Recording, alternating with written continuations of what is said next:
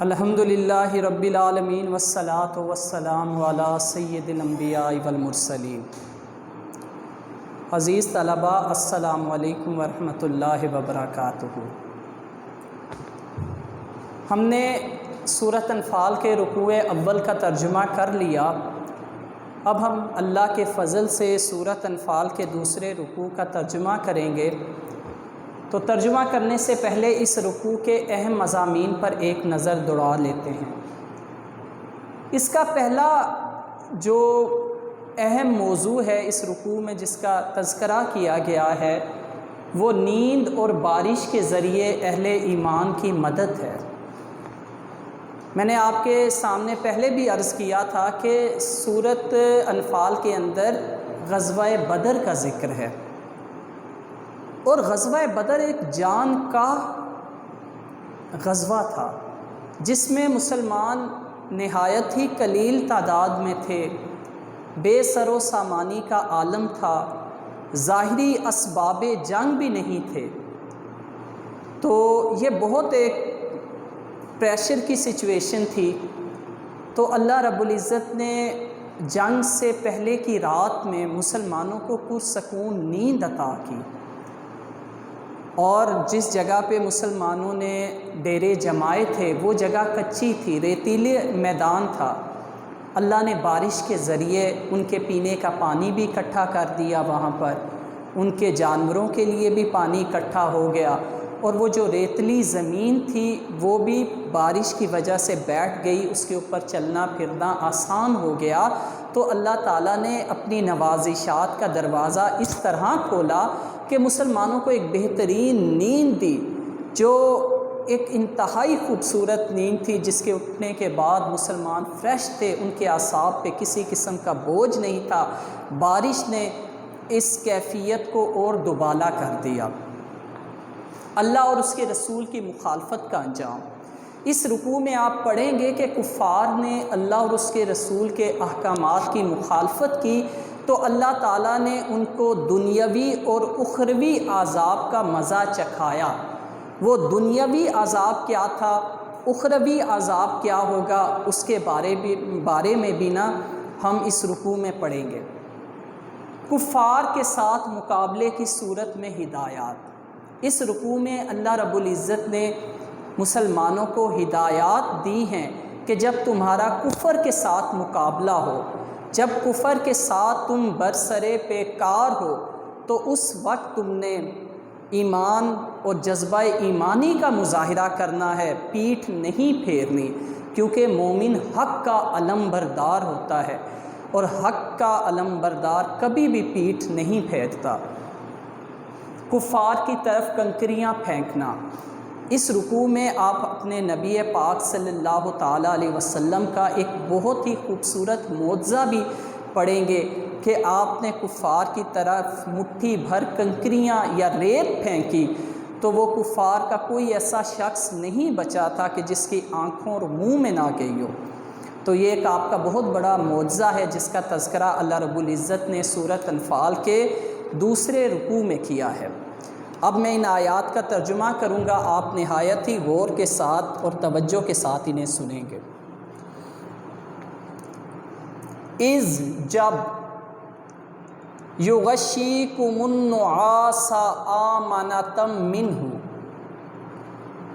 جب اس نے تمہاری تسکین کے لیے اپنی طرف سے نیند کی چادر تم کو اوڑھا دی۔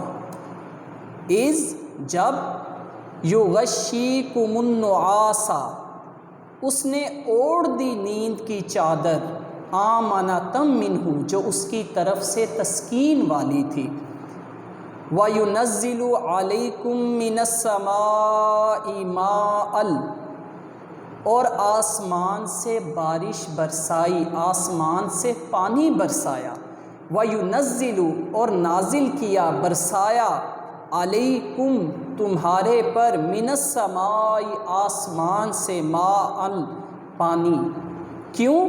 لیطہرکم بہ، تاکہ تم کو اس سے پاک کر دے، ویذھب عنکم رجز الشیطان، اور تم سے شیطانی نجاست کو دور کر دے، وَيُذْهِبَ عنکم اور تم سے دور کر دے رجز الشیطانی شیطانی نجاست، یعنی شیطانی نجاست سے مراد وہ وہم ہیں، اوہام ہیں اور وسوسے ہیں۔ وَلِيَرْبِطَ عَلَىٰ قُلُوبِكُمْ اور تمہارے دلوں کو مضبوط کر دے۔ وَلِيَرْبِطَ عَلَىٰ قُلُوبِكُمْ اور تمہارے دلوں کو مضبوط کر دے۔ وَيُثَبِّتَ بِهِ الْأَقْدَامُ اور اس سے تمہارے پاؤں جمائے رکھے۔ وَيُثَبِّتَ بِهِ اور اس سے جمائے رکھے الْأَقْدَام تمہارے قدموں کو، تمہارے پاؤں جمائے رکھے۔ اِذْ یوحی ربک الی الملائکۃ اور جب تمہارا پروردگار فرشتوں سے ارشاد فرماتا تھا۔ اِذْ یوحی ربک الی الملائکۃ جب تمہارا پروردگار فرشتوں کو ارشاد فرماتا تھا، انی معکم بے شک میں تمہارے ساتھ ہوں۔ فَثَبِّتُوا الَّذِينَ آمَنُوا مومنوں کو تسلی دو کہ ثابت قدم رہیں، ٹھیک ہے۔ فَثَبِّتُوا الَّذِينَ آمَنُوا تم مومنوں کو تسلی دو کہ ثابت قدم رہیں۔ سَأُلْقِي میں ابھی ڈالے دیتا ہوں فی قلوب الذین کفروا الرعب کافروں کے دلوں میں رعب۔ سَأُلْقِي میں ابھی ڈالے دیتا ہوں فی قلوب الذین کفروا کافروں کے دلوں میں، فی کا مطلب میں، قلوب کہتے ہیں دلوں کو، قلب کی جمع۔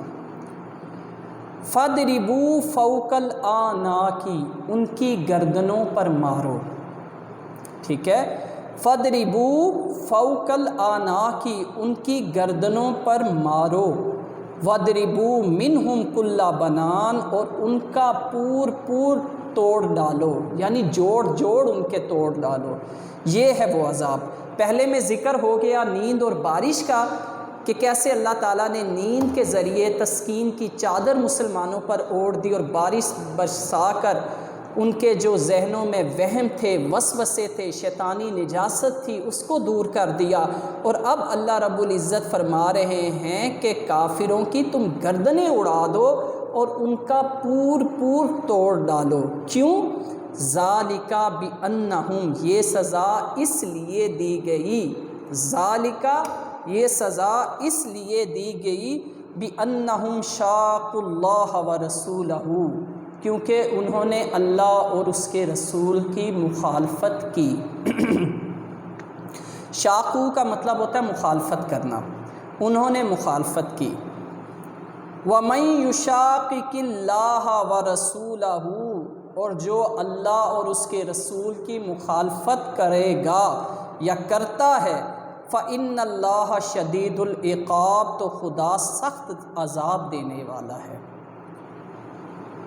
ذالکم یہ مزہ فذوقوہ یہاں چکھو۔ اب آب ذی وقار مخالفت کا انجام دو قسم کے عذاب سے دیا جا رہا ہے، ایک کا تعلق دنیاوی اعتبار سے ہے اور ایک کا تعلق اخروی اعتبار سے ہے۔ عزیز طلبہ، یہ جو دنیاوی اعتبار سے عذاب ہے وہ گردنوں پہ مارنے کا عذاب ہے، ان کے پور توڑنے کا عذاب ہے، اور اخروی عذاب کیا ہے؟ ذالکم فذوقوہ یہ مزہ تو یہاں چکھو، یعنی تمہاری گردنیں اڑا دی جائیں گی، تمہارے پور توڑ دیے جائیں گے کیونکہ تم نے اللہ اور اس کے رسول کے احکام کی مخالفت کی ہے۔ وَأَنَّ لِلْكَافِرِينَ عَذَابَ النَّارِ اور آخرت میں ان کے لیے دوزخ کا عذاب ہے۔ یعنی دنیا میں یہ عذاب، گردنیں اڑائی جا رہی ہیں، میدان جنگ میں ان کو چکنا چور کیا جا رہا ہے، اور آخرت کا عذاب تو اللہ تعالیٰ سب کو محفوظ رکھے، وہ عذاب نار ہے، یعنی جہنم کی آگ کا عذاب۔ اب وہ نصیحت جو اللہ رب العزت مومنین کو کر رہے ہیں، جو ہدایات مومنین کو دی جا رہی ہیں، یا ایھا الذین آمنوا اے اہل ایمان، اذا لقیتم الذین کفروا جب تمہارا کفار سے مقابلہ ہو، زحفاً لشکر کشی کی صورت میں، جب تمہارا کفار سے آمنا سامنا ہو لشکر کشی کی صورت میں، جنگ کی صورت میں، فلا تولوہم الادبار، تو ان سے پیٹھ نہ پھیرنا۔ پیٹھ پھیرنے کا مطلب ہوتا ہے بزدلی دکھانا۔ پیٹھ پھیرنے کا کیا مطلب ہوتا ہے؟ کہ بزدلی دکھانا۔ اللہ رب العزت ارشاد فرما رہے ہیں جب کفار کے ساتھ میدان جنگ میں تمہارا مقابلہ ہو تو پھر پیٹھ نہ پھیرنا، یعنی بزدلی نہ دکھانا۔ وَمَن يُوَلِّهِمْ يَوْمَئِذٍ، اور جو اس روز پیٹھ پھیرے گا، دُبُرَہُ پیٹھ پھیرے گا، إِلَّا مُتَحَرِّفًا لِقِتَالٍ او متحیزا الی فئۃ۔ یہاں پہ میں آپ کے رہنمائی کرنے کے لیے کچھ چیزیں ارشاد کروں گا۔ وہ یہ ہے کہ دو وجوہات پہ اللہ رب العزت فرما رہے ہیں کہ آپ میدان جنگ میں پیٹھ پھیر سکتے ہیں، یعنی یا تو کسی جنگی حکمت عملی کے طور پہ آپ لڑتے لڑتے بہت آگے نکل چکے ہو، کوئی بیک اپ پہ آپ کے ساتھی نہیں ہیں، تو آپ کسی جنگی چال کے طور پہ جیسے کہتے ہیں کہ آپ نے ایک طرف کچھ بندے بٹھائے ہیں، تیر انداز بٹھائے ہیں جو ان کفار کا انتظار کر رہے ہیں، آپ لڑتے لڑتے آگے چلے جاتے ہو، پھر بھاگ کے واپس آتے ہو کہ کفار تمہاری ٹیریٹری میں، تمہارے علاقے میں داخل ہو جائیں جہاں پہ تم لوگوں نے کوئی تیر انداز بٹھائے ہوئے ہیں، جب وہ وہاں داخل ہوں گے تو وہ یک لخت ان کے اوپر حملہ کر دیں گے۔ ایک یہ بھی صورت بن سکتی ہے۔ دوسری صورت یہ بن سکتی ہے اپنی فوج سے جا ملنے کے لیے، آپ لڑتے لڑتے بہت آگے نکل گئے ہو، بیک اپ پہ کوئی ہے نہیں، تو پھر آپ پیچھے ہٹتے ہو اپنی فوج سے مل کر، یعنی قلب لشکر میں پہنچنے کے لیے، درمیان میں پہنچنے کے لیے کہ آپ کے اس طرف بھی ساتھی ہوں، اس طرف بھی ساتھی ہوں، پھر آپ ان کا مقابلہ کریں۔ تو ان دو صورتوں میں تو پیٹھ پھیرنا اللہ رب العزت فرماتے ہیں جائز ہے۔ ان کے علاوہ اگر کوئی پیٹھ پھیرے گا تو پھر کیا ہوگا؟ وہ خدا کے غضب میں گرفتار ہو جائے گا۔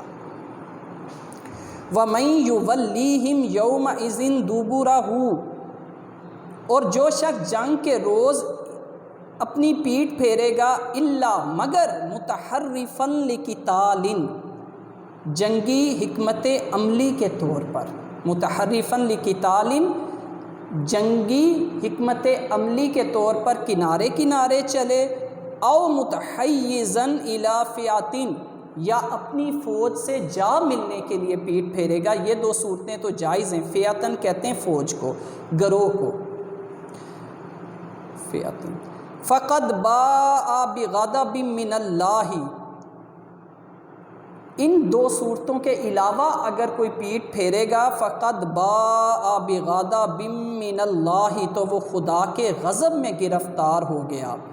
وَمَأْوَاهُ جہنم، اور اس کا ٹھکانہ جہنم ہوگا، اور اس کا ٹھکانہ جہنم ہوگا۔ وَبِئْسَ الْمَصِيرُ، اور بہت ہی برا ٹھکانہ ہے جہنم۔ فَلَمْ تَقْتُلُوهُمْ وَلَٰكِنَّ اللَّهَ قَتَلَهُمْ، فَلَمْ تَقْتُلُوهُمْ، تم نے کفار کو قتل نہیں کیا، وَلَٰكِنَّ اللَّهَ قَتَلَهُمْ، بلکہ خدا نے انہیں قتل کیا۔ اس آیت میں نصرت خداوندی کا اظہار کیا جا رہا ہے کہ بظاہر تو کھڑے تم تھے، مگر تمہاری پشت پناہی خدا کی تائید نصرت کر رہی تھی، جس کی وجہ سے تم اپنے سے 3 گنا بڑے لشکر پر حاوی اور غالب آ گئے۔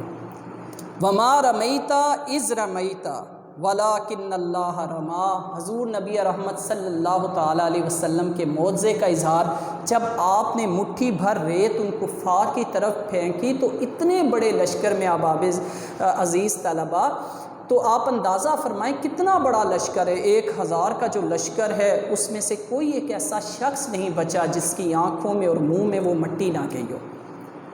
ایک مٹھی بھر ریت کی کہاں تک اگر کوئی پھینکے تو کہاں تک چلی جائے گی؟ بہت ہوگا تو 5-6 قدم تک چلی جائے گی۔ کتنے لوگوں کی آنکھوں میں چلی جائے گی؟ 2 کی 3 کی، زیادہ سے زیادہ ایک مٹھی بھر ریت ہوتی ہی کتنی ہے؟ مگر حضور صلی اللہ علیہ وسلم کے ہاتھ کی یہ طاقت تھی، آپ کے معجزے کا یہ اظہار تھا کہ آپ نے جب وہ مٹی پھینکی تو 1000 کے لشکر میں کوئی ایک ایسا شخص نہیں بچا جس کے آنکھ اور منہ میں وہ مٹی نہ گئی ہو۔ اور ایک بہت بڑے ایک طوفان کا منظر تھا۔ تو اس معجزے کا اظہار کیا جا رہا ہے، وما رمیتا اذ رمیتا ولکن اللہ رما، اے محبوب جس وقت تم نے کنکریاں پھینکی وہ تم نے نہیں پھینکی تھی، ولکن اللہ رما بلکہ وہ اللہ نے پھینکی تھی، ولیبلی المؤمنین تاکہ وہ مومنوں کو آزمائے، منہ اس سے، بلاء حسنا اچھی طرح سے، تاکہ وہ مومنین کو اس سے اچھے طریقے سے آزما لے۔ ان اللہ سمیع علیم، بے شک خدا سنتا جانتا ہے، سمیع سنتا ہے، علیم جانتا ہے۔ ذالکم وان اللہ، اور یہ بات اس لیے ہے کہ کچھ شک نہیں خدا کافروں کی چالوں کو کمزور کرنے والا ہے۔ موہن کہتے ہیں کمزور کرنا، اللہ کافروں کی قید کہتے ہیں چالوں کو، اللہ کافروں کی چالوں کو کمزور کرنے والا ہے۔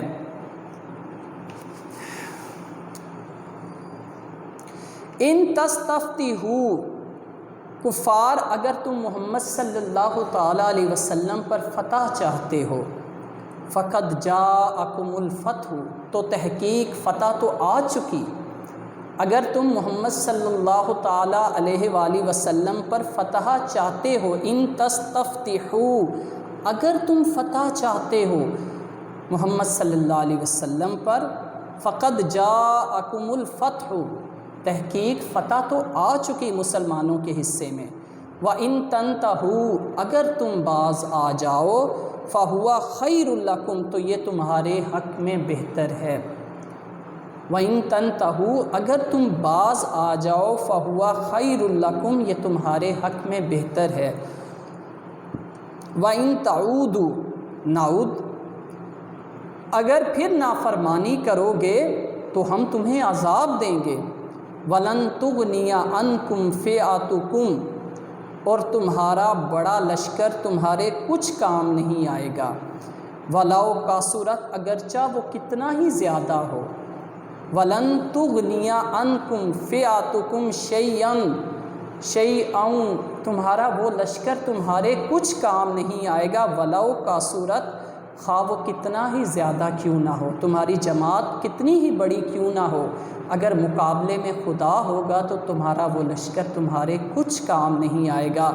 وَأَنَّ اللَّهَ مَعَ الْمُؤْمِنِينَ، خدا تو مومنوں کے ساتھ ہے، مع کا مطلب ہے ساتھ ہونا۔ وَأَنَّ اللَّهَ، اور کچھ شک نہیں کہ خدا مع المؤمنین، مومنین کے ساتھ ہے۔ عزیز طلباء، آج ہم نے سورۃ انفال کے دوسرے رکوع کا ترجمہ پڑھا۔ میں اللہ رب العزت کی بارگاہ میں دعا گو ہوں کہ جو کچھ پڑھا اللہ رب العزت اس پر ہمیں عمل کرنے کی توفیق عطا فرمائے، اور قرآن کے فیضان سے ہمارے دلوں کو اور ہمارے دماغوں کو منور فرمائے۔ وآخر دعوانا الحمدللہ رب العالمین۔